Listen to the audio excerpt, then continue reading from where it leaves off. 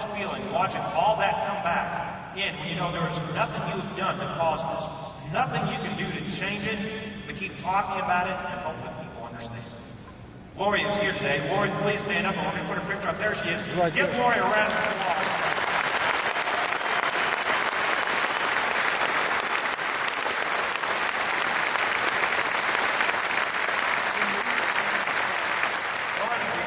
Are going to stand with you today. We understand. We understand this moratorium that a federal judge has called arbitrary and capricious is now not right. Lori's company is working to change its focus, creating more of an international business focus, but they're having to think about sending their employees overseas to keep their jobs. I want you to think about that. Small family-run businesses having to think about during a national recession sending jobs overseas because of this moratorium. We need to tell Washington, D.C., don't send our jobs overseas because of your moratorium. Keep these jobs in Louisiana, keep these jobs in the Gulf Coast.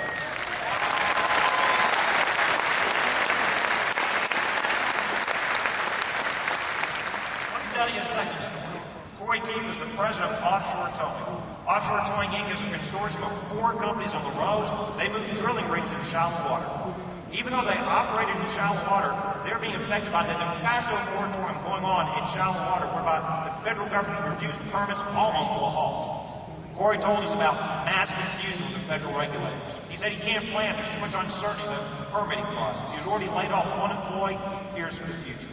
He says right now it's a short-term problem, but if they don't resolve these issues quickly, it's going to be a long-term problem.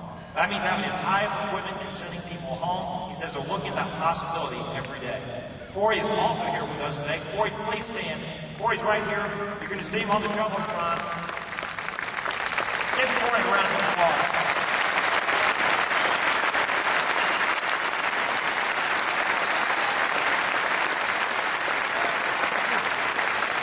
As you think about Corey's plight, I went to federal court. I went to the appellate court to hear the arguments. You know what I heard the federal judge ask the government? They asked the federal government, did you even consider the economic damages caused by your moratorium? You would think they're putting tens of thousands of people out of work. There's only one obvious answer to that question. I was stunned when the attorneys for the federal government said, no, that was not part of their deliberations. They didn't even think about people like Corey when they made their decision for this moratorium.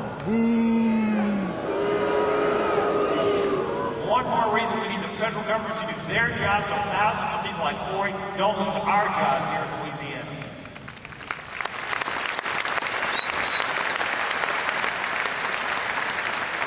One third and final example, Dwayne Repstock is the CEO of All Port Services. They opened their doors as a logistics brokerage company in Port Fourchon in October of 2007. March 1st of this year, they debuted their new multi-service dock facility, 600 feet of waterfront property, 11 acres of area overall. Soon after their expansion, they signed a major client, showing the need for their facility. The moratorium was issued just weeks later. Their major client backed out on the exact date the moratorium was enacted. Now they're working spot jobs because, as Dwayne says, no major company is going to make a move or waiting to see what the president's going to do. To make ends meet, Allport is converting part of their yard into housing for BP workers to stay afloat, but they're still losing money. As a result of the moratorium, Dwayne has laid off some of his management staff and labor force. He won't be able to stop layoffs until the moratorium is lifted. They've also enacted a 10% pay cut across the board for all of their employees. Dwayne fears ultimately he'll have to close his doors as a direct impact of the moratorium. He has talked to his major client. The client says if the moratorium would end, they would come back to Allport. Operations could start up immediately. Dwayne is here today. Please give Dwayne a round of applause for his effort.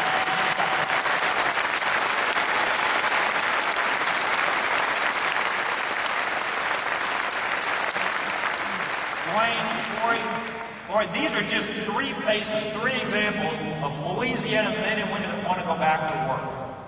I'm here to tell you this.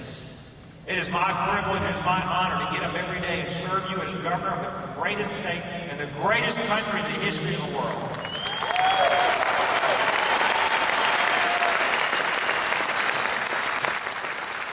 I've never been more proud than when I see the determination on the faces of our people. I was never more proud than when I saw people take in strangers during Gustav and Ike and commit to rebuilding this state.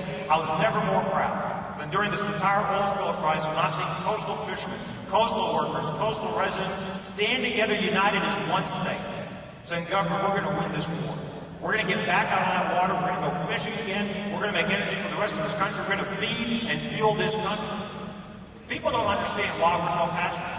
We had to fight the red tape and bureaucracy to go out there and get those jack-up barges out. We had to fight the red tape and bureaucracy to go and fight the oil 15, 20 miles off our coast. We had to educate the people in Washington, D.C. This is our way of life. This isn't some theory. This isn't something you read about in a paper. This is our way of life. We've been doing this for generations. Our parents and our grandparents have taught us how to make a living off these waters. And it is important for us to be able to teach our own children, our own grandchildren, how to continue to do that. But it's not just important for us. It is important for America that Louisiana continues to produce oil and gas and seafood and continues to harvest the rich bounty out of these Gulf waters. It is important for America that we get back to work.